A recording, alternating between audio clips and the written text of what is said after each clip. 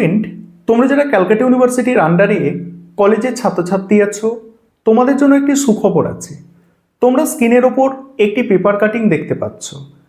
আজকে বিভিন্ন পত্রিকা এবং নিউজ পোর্টালে এই আর্টিকেলটা পাবলিশ হয়েছে এবং তোমরাই অনেকে এসএমএস করে এই আর্টিকেল অর্থাৎ এই নিউজের সত্যতা জানতে চেয়েছো। আজকে এই বিষয়টাই তোমাদের স্পষ্ট করে বলবো যে এই আর্টিকেলটা কি আছে বা এই নিউজটা কি আছে এবং এটা কি কোনো অফিসিয়াল নিউজ, সব তোমরা আজকে স্পষ্টভাবে বুঝতে পারবে এবং তোমাদের কাছে বিষয়বস্তুটা ক্লিয়ার হয়ে যাবে। কয়েকটা পয়েন্টে আমি বিষয়বস্তুগুলো আলোচনা করব।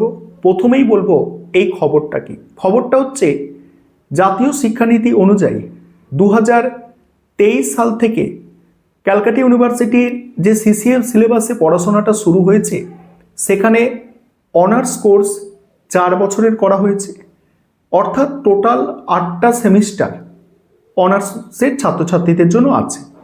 এবার এখানে বলা হচ্ছে চতুর্থ বছরে পড়াশোনার জন্য অর্থাৎ 7 সেমিস্টার এবং 8 সেমিস্টারে পড়াশোনার জন্য ছাত্রছাত্রীদের কেবলমাত্র আর নিজস্ব কলেজ ক্যাম্পাসেই সীমাবদ্ধ থাকবে এমন নয়, তারা চাইলে চতুর্থ বৎসর অর্থাৎ 7 সেমিস্টার এবং 8 সেমিস্টারটা ক্যালকাটা ইউনিভার্সিটির মেন ক্যাম্পাস থেকে তারা করতে পারে এবং সেই সুযোগ ক্যালকাটা ইউনিভার্সিটি দেবে।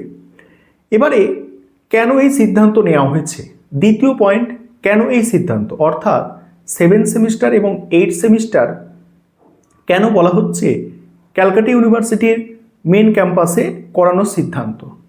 অনেক কলেজের পরিকাঠামো যেমন ক্লাসরুম, ল্যাবরেটরি বা পর্যাপ্ত শিক্ষক নেই যে তারা এই অতিরিক্ত চতুর্থ বৎসরের চাপ সামলাতে পারবে। এই সমস্যা সমাধানের জন্য বিশ্ববিদ্যালয় কর্তৃপক্ষ তাদের দরজা খুলে দিচ্ছে। 3 নম্বর পয়েন্ট, কারা এই সুযোগ পাবে অর্থাৎ কারা চতুর্থ বৎসরে অর্থাৎ 7 সেমিস্টার 8 সেমিস্টারটা ক্যালকাটা ইউনিভার্সিটির মেন ক্যাম্পাসে পড়ার সুযোগ কারা পাবে।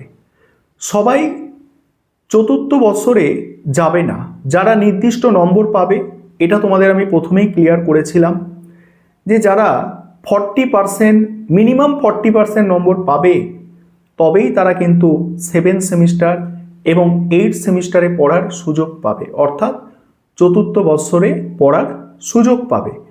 এবং যাদের অনার্স উইথ রিসার্চ থাকবে অর্থাৎ যাদের নম্বরটা আরও বেশি 75% বা তার বেশি নম্বর থাকবে, তারা তারা অনার্স উইথ রিসার্চ পেপার করার সুযোগ পাবে এবং তারাই কিন্তু ওই ক্যালকাটা ইউনিভার্সিটির মেন ক্যাম্পাসে চতুর্থ বৎসর অর্থাৎ 7 সেমিস্টার 8 সেমিস্টার পড়ার সুযোগ পাবে।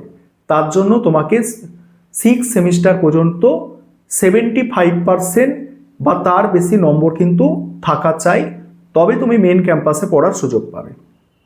এখানে একটি প্লাস পয়েন্ট আছে কি, যারা 75% নম্বর পাচ্ছে না তারা কিন্তু যদি চায় নিজস্ব কলেজে তো অনার্স কমপ্লিট করতে পারছে, অনার্স উইথ রিসার্চ না হোক অনার্সটা কমপ্লিট করতে পারছে আর 2 বছর দুটো সেমিস্টার করে 1 বছর পরে।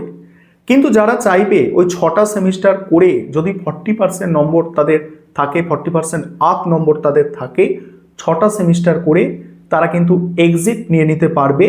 অনার্সের সব কিছু ক্লিয়ার থাকলে, কোনো সাপ্লিমেন্টারি না থাকলে তারা কিন্তু অনার্সের ডিগ্রি নিয়ে তারা কিন্তু কলেজ থেকে এক্সিট নিয়ে নিতে পারবে, অর্থাৎ কলেজ তারা শেষ করে দিতে পারবে বা কলেজ ছেড়ে দিতে পারবে। অর্থাৎ 3 বছর পড়লেও কিন্তু এখন অনার্সের ডিগ্রি পাওয়া যাবে। এটা তোমাদের আমি আগেও বলেছিলাম এবং আজকে এই নিউজ পোর্টালে সেটা কিন্তু ক্লিয়ার। এবার যারা চতুর্থ বর্ষর অর্থাৎ 7 সেমিস্টার 8 সেমিস্টার কলকাতা বিশ্ববিদ্যালয় মেন ক্যাম্পাসে চান্স পাবে, তাদের ভর্তি প্রক্রিয়া কি হবে। ছাত্রছাত্রীরা যখন কলেজের 3য় বছর পাস করবেন তখন বিশ্ববিদ্যালয়ের একটি প্রবেশিকা পরীক্ষা অর্থাৎ এন্ট্রান্স এক্সাম নিতে পারে। সেই পরীক্ষায় মেধার ভিত্তিতে ছাত্রছাত্রীরা কলেজ ছেড়ে সরাসরি কলকাতা বিশ্ববিদ্যালয়ের চতুর্থ বর্ষরে ভর্তি হতে পারবে। 5 নম্বর পয়েন্ট, ডিগ্রির সুবিধা কি? যারা এই চতুর্থ বর্ষরে সফলভাবে শেষ করবে তারা অনার্স উইথ রিসার্চ ডিগ্রি পাবে। ইউজিসির নিয়ম অনুযায়ী এরা সরাসরি পিএইচডি করার সুযোগ পাবে, তবে সেখানে কিছু ক্রাইটেরিয়া অবশ্যই থাকবে, নম্বরের একটা ব্যবধান থাকবে, সবাই তো পাবে না পিএইচডি। আর বলা হচ্ছে যারা 3 বছরে বেরিয়ে যাবে তাদের জন্য প্রথাগত 2 বছরের মাস্টার্স কোর্সের সুযোগ কিন্তু খোলা থাকবে। 3 বছর ধরো কলেজে পড়াশোনা করে বেরিয়ে যাচ্ছে, তাদের এখন যে সিস্টেমটা আছে 2 বছরের মাস্টার্স করতে পারে, তারা কিন্তু মাস্টার্স করার সুযোগ পাবে। নয়তো যারা 4 বছর অনার্স উইথ রিসার্চ করবে তাদের 1 বছর মাস্টার্স কোর্সটা হবে। এবারে 6 নম্বর পয়েন্টটা কিন্তু গুরুত্বপূর্ণ আছে, এখানে কর্তৃপক্ষের মতামত। লেডি ব্রেবোর্ন কলেজের প্রিন্সিপাল এবং সিন্ডিকেট সদস্য শিউলি সরকার একে স্বাগত জানিয়েছে। তার মতে এতে কলেজের ওপর চাপ কমবে এবং ভালো ছাত্রছাত্রীরা বিশ্ববিদ্যালয়ের উন্নত পরিবেশে গবেষণার সুযোগ পাবে। অল বেঙ্গল প্রিন্সিপাল কাউন্সিলের সাধারণ সম্পাদক মানস কবিও একে স্বাগত জানিয়েছেন, তবে কলেজগুলোর সঙ্গে আরও আলোচনার পরামর্শ দিয়েছেন। এবারে এখানে একটা বিষয় তোমাদের বলার আছে যে এটা কিন্তু কেবলমাত্র এখন বিভিন্ন পত্রিকা বা নিউজ পোর্টালে এই খবরটা পাবলিশ হয়েছে, এটা কিন্তু এখনও অফিসিয়ালি ক্যালকাটা ইউনিভার্সিটি অ্যানাউন্সমেন্ট করেনি এবং এই সংক্রান্ত অফিসিয়াল কোনো নোটিশ পাবলিশ করেনি। এটা এখনও আলোচনা পর্যায়ে আছে এবং যখন আলোচনা হয় বিভিন্ন সংবাদপত্র বা নিউজ পোর্টালে সেই খবরগুলো কিন্তু পাবলিশ হয় বা সেই খবরগুলো কিন্তু সেখানে তুলে ধরা হয়।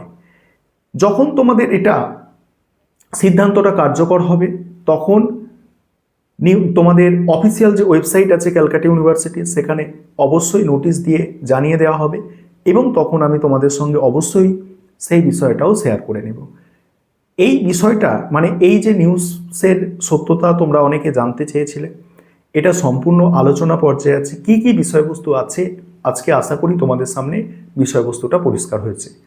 আমি তোমাদের বলবো, তোমরা যারা অনার্স নিয়ে কলকাতা বিশ্ববিদ্যালয়ে পড়াশোনা করছো বা শুরু করেছো, হালকাভাবে নিও না, তোমরা ভালো করে পড়াশোনা করো এবং তোমাদের জন্য কিন্তু অনেক রাস্তা ভবিষ্যতে খোলা থাকছে। তোমরা দেখছো বিভিন্ন সুযোগ ক্যালকাটা ইউনিভার্সিটি দিচ্ছে, তার জন্য তোমাদের কিন্তু পার্সেন্টেজটা একটু হাই রাখতে হবে, অর্থাৎ একটু ভালো করে মনোযোগ দিয়ে পড়াশোনা করতে হবে।